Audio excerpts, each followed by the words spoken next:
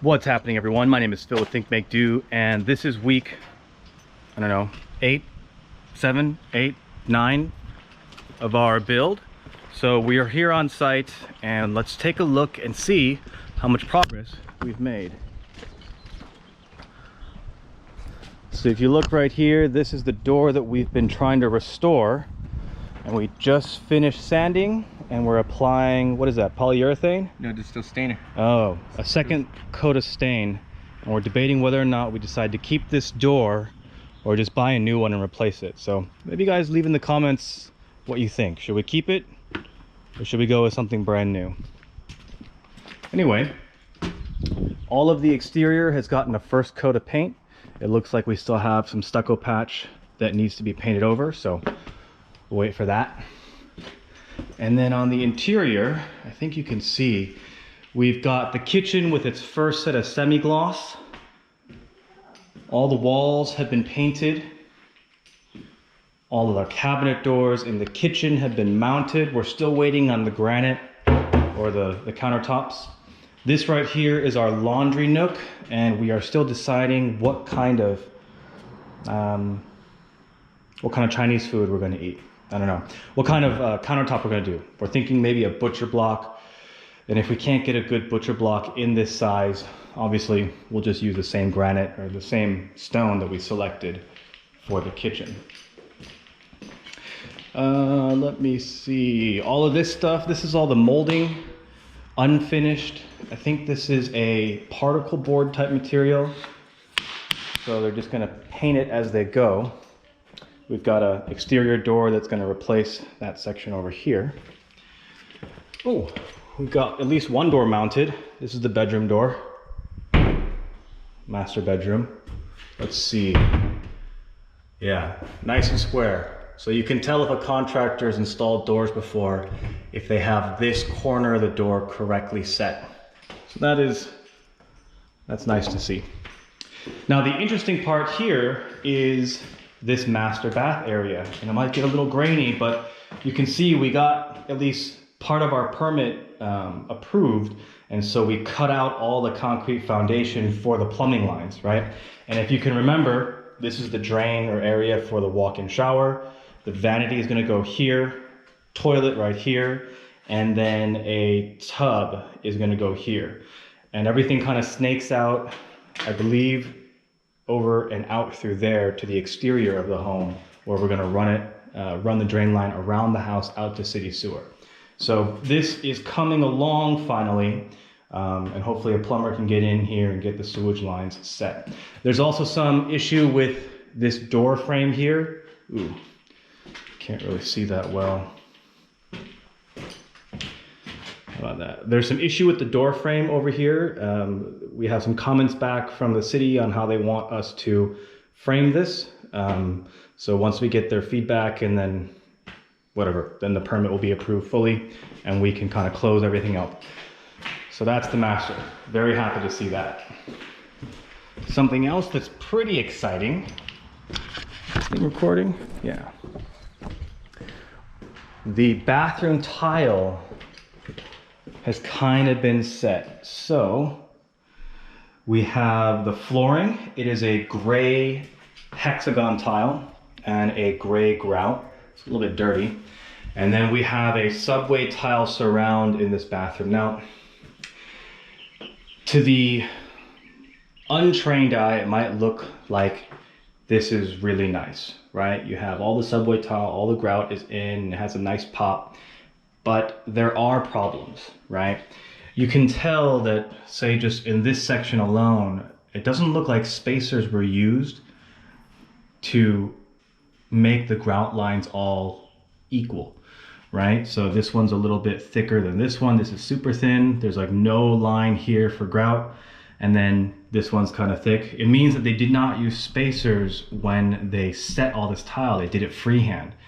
Now, freehand works if you are really, really good at setting tile, but if you're not, it ends up looking like this, where you have thickness, super thin. It doesn't look good. So we're debating whether or not we have them rip this all down and redo it with spacers properly so that it looks it looks like a higher quality. So right now, this is kind of average to below quality. Also, it's a bit hard to see on camera, but when you run your hand across here, you can tell that they did not use a straight edge and to level off all the tile and make sure that they were flat. There's waviness all around that we're not happy with. So we'll find out what we're gonna do with this. Maybe on the next episode, you'll see that we've ripped it apart. I kind of want to rip it apart. I mean, this hallway bath is the first bathroom any potential buyer is going to see. And if they come in and look at the quality here and they notice that it's not very good, they're gonna make assumptions that the rest of the build quality throughout the house and the other bathrooms aren't very good. So I think this matters a lot. And it'll kind of be an important part of the build, whether or not this gets redone. Anytime you have to make a contractor redo their work, it's a delicate conversation, it's a delicate situation. Obviously they put a lot of time and effort into doing it, but conversations about quality are hard. Now, luckily, I'm just giving feedback, and the major investor on this project is going to be the one talking to the contractor about this problem. So we'll see how that works out. I'll let you guys know next time. Now, we also have similar issues in this other bathroom. Now, you might be asking, hey, Phil, you know what you're doing. How come you didn't catch this stuff sooner? Well, I'm only here a couple times a week, and they make progress every single day, right? So if you look at this tile in this junior bathroom, it's also evident that they didn't quite use all the spacers. So if you look real close to like here, the grout line here, the spacing is kind of thin, and then it's very thick, then it's thin, it's thin, it's thick. It's, you know, it's not ideal. So we originally had plans to use a brown grout in this room to make the tile pop, but that is going to accentuate imperfections in the tile, and you don't want that, right? So this is kind of us putting the grout in to see what it would look like, and we kind of know if we put in a dark color grout, it is going to make evident that this tile is not done very well. So we're not happy about that, so we're going to try a white grout in here first. And if we can still tell that spacers weren't used, we're gonna have to rip this all down as well. And that'd be really unfortunate because tile work takes a long time. Also, this J-trim here, you can tell what happened. They left the J-trim out when someone was painting the ceiling, and it got painted. All the overspray from the paint got all over the J-trim, and instead of cleaning off the J-trim before they installed it, they just installed it. And now we're gonna have to scrape off all this extra crap off of the J-trim to make sure that it fits, it looks correct. So we're starting to see quality issues on the finish product that's most visible to the home buyer. So we're starting to scrutinize a lot more heavily on these types of details and really making sure that we don't let this stuff pass, because that's not okay.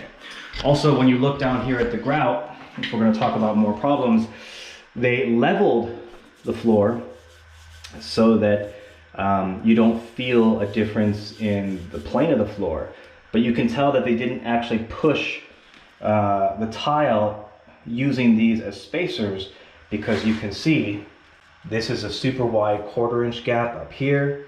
The gap in between here is not, maybe it's 1/8 of an inch, a little bit more, 3/16, right? So you can tell that they did not use the spacers correctly. So, you know, whoever subbed out the tile work, or at least our general contractor who subbed out the tile work, unfortunately subbed it out to someone that, you know, isn't doing it to the level that we expect.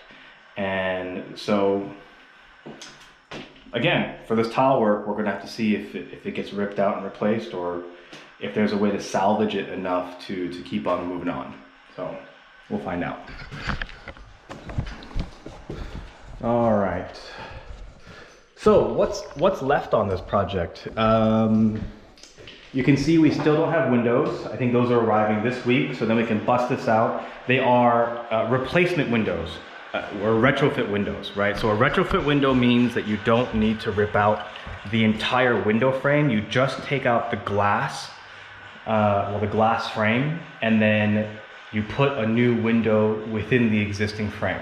Hopefully I'm not explaining that correctly. Either way, what it means is that it is less work and a little bit cheaper to replace and install. The other method is to break it out completely, break out all of the framing, but then on the outside, you have to redo all the stucco work and repatch and finish it. So we are gonna try and avoid that by doing these replacement or these renewal windows. Oh yeah, we also have the base molding that's going in. Now, one issue here is that I think the base molding should be going in after the flooring goes in, right? Flooring goes in, base molding goes on top. That way you don't necessarily always have to have that quarter round as well. So we'll see what's going to happen here. I'm not sure why they're doing it this way. I'm going to ask them about it.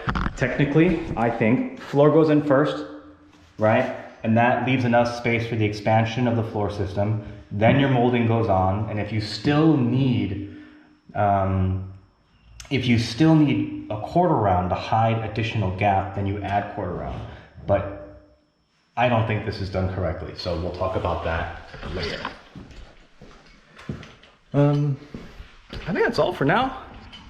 Oh yeah, one more thing outside in the backyard. Although we have a different video kind of going over the pergola, it might make sense for us to take a look at it.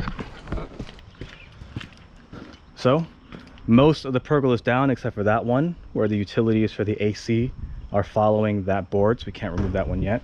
Got post caps in for where the new 6x6 posts are gonna go.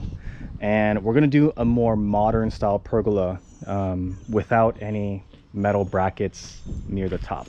So hopefully you'll see that in completion in the next episode. Anyway, that's all for today. Catch you next time.